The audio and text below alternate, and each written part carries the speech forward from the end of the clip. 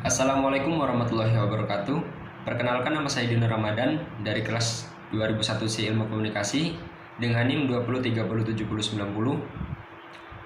Di sini saya akan menjelaskan jawaban dari ujian tengah semester saya pada mata kuliah Komunikasi dan Perubahan Sosial dengan dosen pengampu Ibu Putri Citra Hati, Magister Sosial. Langsung saja pada pertanyaan pertama, jenis studi apa yang membahas kerangka perubahan sosial? Jawaban saya adalah sosiologi. Karena hampir semua kajian dalam studi sosiologi selalu terkait dengan masalah perubahan sosial. Perubahan sosial merupakan sebuah isu yang tidak akan pernah selesai untuk diperdebatkan. Perubahan sosial menyangkut kajian dalam ilmu sosial yang meliputi 3 dimensi waktu yang berbeda, yaitu dulu, sekarang, dan masa depan. Untuk itulah, masalah sosial yang terkait dengan isu perubahan sosial merupakan masalah yang sulit untuk diatasi dan diantisipasi. Pembahasan mengenai isu perubahan sosial ini meliputi masalah proses, bentuk-bentuk perubahan sosial, dan yang paling penting adalah masalah dampak atau konsekuensi perubahan sosial bagi individu atau masyarakat serta dunia. Pertanyaan kedua yaitu, bentuk-bentuk perubahan sosial apa yang terjadi di masyarakat?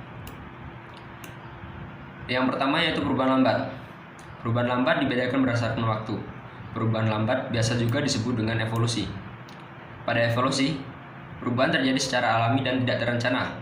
Perubahan lambat ini terjadi karena adanya suatu usaha pada masyarakat yang ingin menyesuaikan diri untuk keperluan kondisi dan juga keadaan yang tumbuh pada kehidupan masyarakat. Yang kedua, perubahan cepat, yaitu sering disebut juga dengan revolusi. Berbeda halnya dengan perubahan lambat, perubahan cepat terjadi karena adanya suatu perencanaan. Kecepatan suatu revolusi tidak bisa diukur, karena revolusi itu bisa terjadi dengan memakan waktu yang cukup lama. Salah satu perubahan sosial yang cepat terjadi di dunia yaitu adalah revolusi industri yang terjadi di Inggris. Yang ketiga yaitu perubahan kecil. Perubahan kecil merupakan suatu perubahan yang terjadi pada suatu unsur struktur sosial dan tidak memberikan pengaruh langsung. Yang keempat, perubahan besar, yaitu perubahan yang memberikan pengaruh yang besar terhadap masyarakat dan juga lembaga kemasyarakatan. Perubahan dikatakan memberikan pengaruh yang besar apabila dapat menyebabkan terjadinya suatu perubahan pada struktur kemasyarakatan, pada mata pencaharian, dan juga stratifikasi masyarakat. Yang kelima, perubahan direncanakan, yaitu perubahan yang dari awal telah direncanakan oleh suatu pihak masyarakat.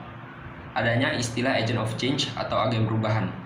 Pada perubahan direncanakan, agent of change memiliki peran yang sangat penting.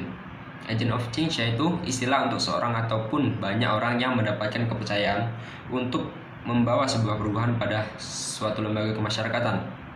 Yang keenam yaitu perubahan tidak direncanakan, yaitu perubahan yang dilakukan tanpa suatu pengawas masyarakat. Perubahan yang tidak direncanakan dapat mengakibatkan munculnya akibat yang tidak diharapkan oleh masyarakat.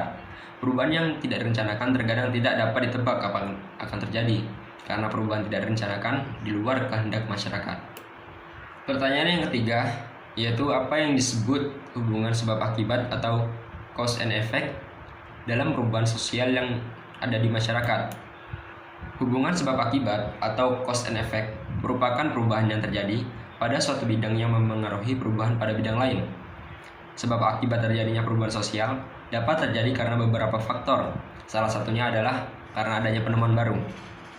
Contohnya, saat ini masyarakat sangat bergantung pada handphone dan internet, sebab digunakan untuk pekerjaan, sekolah, maupun hiburan.